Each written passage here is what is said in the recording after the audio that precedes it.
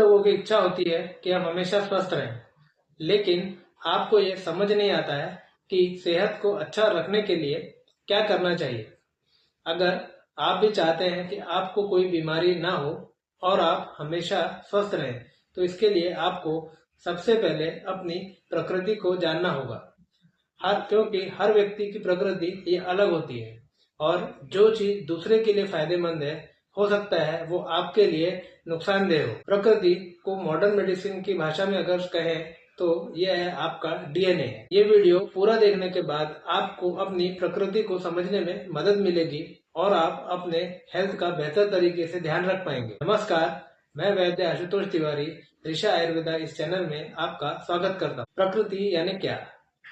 आपके मन में ये प्रश्न आ रहा होगा कि आखिर ये प्रकृति है क्या? प्रकृति ये एक अनोखा भाव है जो आपके स्वभाव, आपकी सोच, आपकी पसंद, आपकी नापसंद और यहाँ तक कि आपको होने वाली बीमारियों को भी प्रभावित करता है। जैसे आप देखते भी होंगे कि एक ही परिवार के लोगों में खाने की पसंद नापसंद अलग होती है। किसी को गर्मी अच्छी लगती है तो किसी को ठंड अच्छी लगती है। कोई बहुत फुर्तीला होता है तो कोई थोड़ा आलसी होता है। किसी की हाइट ज्यादा होती है तो किसी की हाइट थोड़ी कम होती है। किसी को भूख ज्यादा लगती है तो किसी को कम। ये सब उनकी प्रकृति की वजह से होता है। ये उनका एक सहज भाव है। तो क्या हम प्रकृति को बदल सकते हैं?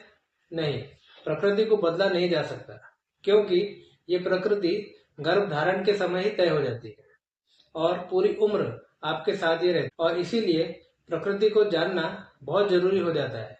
एक बार आपने खुद की प्रकृति को समझ लिया तो आप इसके हिसाब से अपनी डाइट, लाइफस्टाइल, अपनी आदतें, अपने विचारों को बदल सकते हैं। इतना ही नहीं, इससे आप अपनी कमजोरी, अपनी ताकत को भी समझ सकते हैं। इसके साथ ही भविष्य में होने वाली बीमारियों से भी आप खुद को बचा सकते हैं। इसीलिए आयुर्वेद में भी ट्रीटमेंट करते समय सबसे पहले प्रकृति को समझा जाता है और फिर उसके अनुसार ही दवाइयाँ, डाइट या लाइफस्टाइल का निर्धारण किया जाता है। प्रकृति कितने प्रकार की होती है? आयुर्वेद में प्रकृति को दो भागों में बांटा गया है। पहला है शारीरिक प्रकृति और दूसरा है मानसिक प्रकृति। शारीरिक प्रकृति ये वात, पित्त, कफ इन दोषों पर आधारित होती है और ये 7 प्रकार की होती है। पहली होती है वात प्रकृति। इसमें केवल एक ही दोष यानी वात दोष के गुणों की प्रधानता होती है। दूसरी होती है पित्त प्रकृति। इसमें केवल पित्त दोष यानी पित्त दोष के गुणों की प्रधानता होती है। तीसरी होती है कफ प्रकृति। इसमें केवल एक ही दोष यानी कफ दोष के गुणों की प्रधानता होती है। चौथी होती है वात पित्त प्रकृति। इसमें वात और पित्त इन दोनों दोषों के गुणों की प्रधानता होती है। पांचवी होती है पित्त कफ प्रकृति। इसमें पित्त और कफ इन दोनों दोषों की प्रधानता होती है। छठी होती है वात कफ प्रकृति। इसमें वात दोष और कफ दोष इनके गुणों की प्रधानता होती है। और सातवीं होती है त्रिदोषज प्रकृति। इसमें तीनों ही दोषों को गुणों की शरीर में समानता दिखाई देती है। इसके अलावा मानसिक जो प्रकृतियां होती है वो 3 होती है, जैसे सत्व, रज और तम। ये 3 मानसिक प्रकृतियां हैं। तो चलिए जानते हैं वात प्रकृति के बारे में।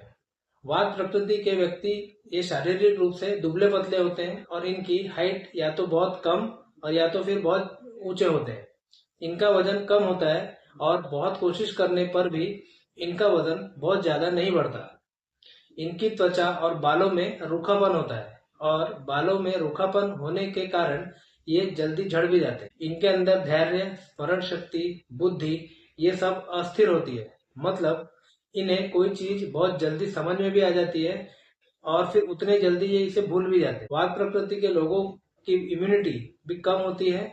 इन लोगों को नींद भी कम आती है।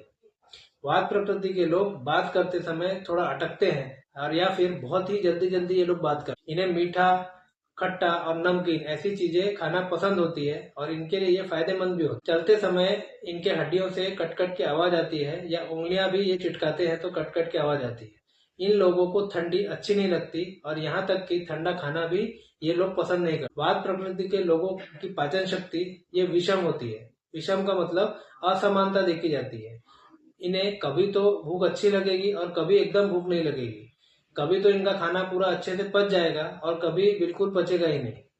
इनका पेट भी ठीक से साफ नहीं होता है और इन्हें कब्ज की समस्या रहती है। वात प्रकृति के लोगों का मन ये भी चंचल, हवा के प्रकार चंचल होता है, लेकिन ये बहुत रचनात्मक यानी क्रिएटिव होते हैं और जल्दी डर जाते हैं और घबरा भी जल्दी जाते हैं। ये हर काम को बहुत जल्दबाजी में करते हैं। वात प्रकृति के लोगों में आर्थराइटिस, न्यूरोलॉजिकल प्रॉब्लम्स, गैस, कब्ज, जोड़ों का दर्द, शरीर में अकड़न, शरीर का जकड़ जाना या एंजाइटी होना, कमजोरी लगना, इस प्रकार की जो प्रॉब्लम्स होती हैं वो दूसरी प्रकृति के संभावना में ज्यादा होती है। वात प्रकृति के लोगों ने क्या करना चाहिए, क्या खाना चाहिए, क्या नहीं खाना चाहिए, कैसे रहना चाहिए, ये सब आपको इस वीडियो के आखिरी में बताऊंगा, तो इस वीडियो को आखिरी तक जरूर देखिए। चलिए अब बात करते हैं पित्त प्रकृति के लोगों की। पित्त प्रकृति के लोगों का शरीर मध्यम आकार का होता है। ये लोग अग्नि महाभूत प्रधान होते हैं और इसीलिए पित्त प्रकृति के लोगों को भूख और प्यास ये बहुत ज्यादा लगती है। ये लोग गोरे रंग के होते हैं और इनका शरीर हमेशा थोड़ा सा गर्म रहता है, दूसरे की अपेक्षा ये हमेशा गर्म रहेंगे। इनका चेहरा, हाथ, पैर ये लाल रंग के होते हैं। इनके बाल अच्छे होते हैं लेकिन बाल जल्दी झड़ जाते हैं और सफेद भी जल्दी होते हैं। इनकी याददाश्त, मेमोरी बहुत अच्छी रहती है और ये बड़े स्वाभिमानी किस्म के होते हैं। इनके अंदर लीडरशिप क्वालिटी होती है। इन्हें गुस्सा बहुत ज्यादा आता है, जो इनकी एक बहुत बड़ी कमजोरी भी होती है। ये लोग साहसी होते हैं, इन्हें किसी से डर नहीं लगता और न ही ये किसी का सामना करने से कभी डरते हैं। इन्हें धूप और गर्मी ये सहन नहीं होती। इन्हें पसीना बहुत ज्यादा आता है और इनके पसीने में भी एक विशिष्ट प्रकार की दुर्गंध होती है। इन लोगों को स्किन की प्रॉब्लम, पिंपल्स, पिगमेंटेशन, चेहरे पे झाइयां होना, बाल सफेद होना, बाल झड़ना, एसिडिटी, इस प्रकार की समस्याएं आमतौर पर देखी जाती है। अब जानते हैं कफ प्रकृति को।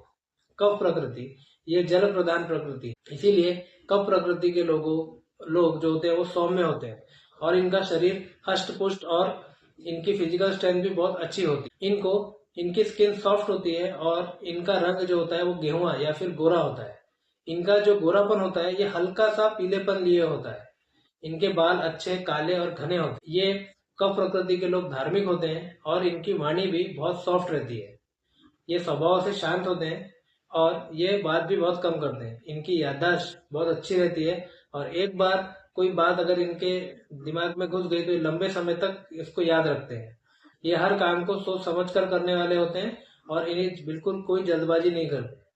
ये लोग थोड़े से आलसी होते हैं और इनके दोस्त भी बहुत ज्यादा होते हैं। ये लोग भावनात्मक रूप से इमोशनल होते हैं। इन्हें गुस्सा जल्दी नहीं आता है, लेकिन गुस्सा आया तो जल्दी शांत भी हो जाते हैं। ये लोग काफी सरल होते हैं और दूसरों की मदद के लिए हमेशा तैयार रहते हैं। कफ प्रकृति के लोगों में मोटापा, डायबिटीज, कोलेस्ट्रॉल बढ़ना, हार्ट प्रॉब्लम जैसी समस्याएं दूसरी प्रकृति के अपेक्षा ज्यादा होने की संभावना होती। तो वात प्रकृति के लोगों ने खुद को स्वस्थ रखने के लिए सबसे पहले स्नेहन करना चाहिए।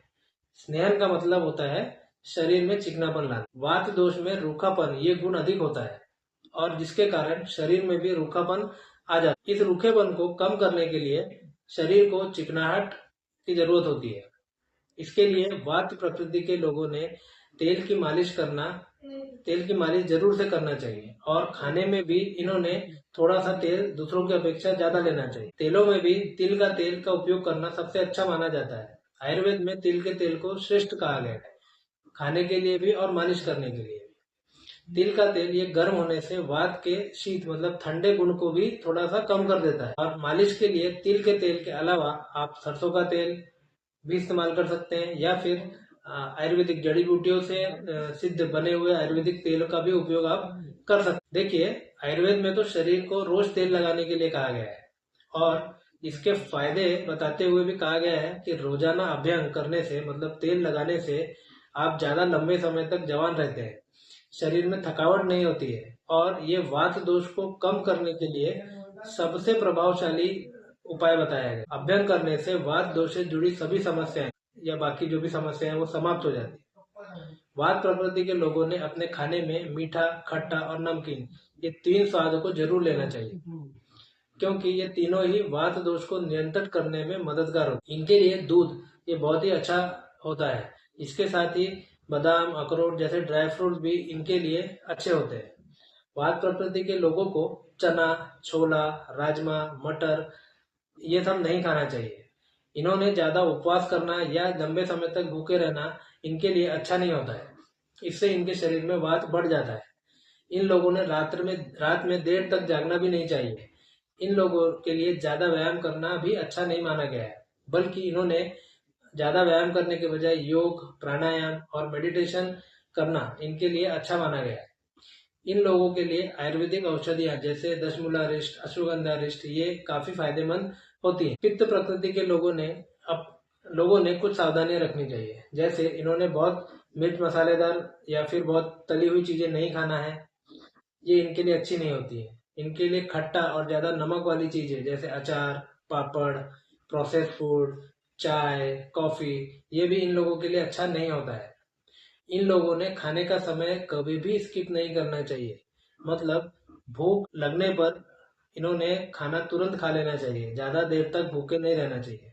वैसे तो ये नियम सभी प्रकृति वालों के लिए लागू होता है, लेकिन पित्त प्रकृति वालों ने इसका विशेष ध्यान रखना चाहिए। इनके लिए मीठा खाना अच्छा होता है। इसके अलावा तिक्त और कषाय रस जैसे नीम और करेला ये खाना भी पित्त प्रकृति वालों के लिए फायदेमंद होता है।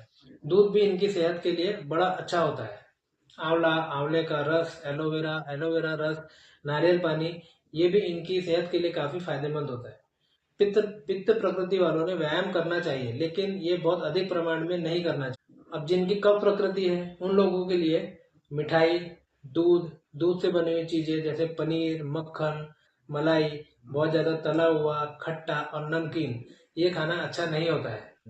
इससे इनका कफ बढ़ जाता है और इन लोगों ने दिन में सोना नहीं चाहिए। इनकी अग्नि मंद रहती है, इसीलिए बार बार खाना इनकी सेहत के लिए अच्छा नहीं होता है। जब बहुत अच्छी खुल के भूख लगे तभी इन्होंने खाना चाहिए।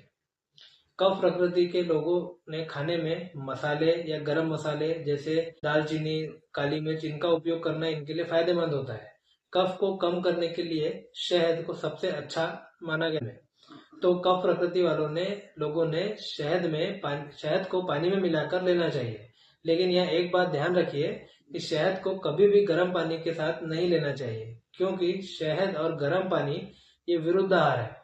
इससे आपको कई प्रकार की दूसरी बीमारियां होने का खतरा रहता है। इसके अलावा कफ प्रकृति के लोगों के लिए व्यायाम करना ये बहुत ज्यादा फायदेमंद होता है। ये जितना ज्यादा व्यायाम करेंगे ये उतने स्वस्थ होंगे।